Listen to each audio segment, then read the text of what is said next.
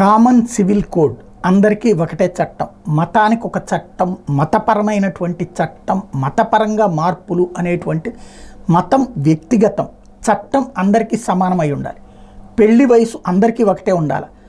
విడాకుల తర్వాతన అందరికీ ఒకటే విధమైనటువంటి ప్రయోజనం జరగాలి. ఒకళ్ళకి ఒక ప్రయోజనం, ఒకళ్ళకి ఇంకొక ప్రయోజనం ఉండకూడదు. అదే కామన్ సివిల్ కోడ్ లక్ష్యం. అంతేగాని ఏ మతాన్ని వేధించడం, ఏ మతాన్ని అవమానించడమో కాదు. పెళ్ళి నీ మత సంప్రదాయాల ప్రకారమే చేసుకో, భార్యాభర్తల సంబంధం నీ మత ప్రకారమే చేసుకో.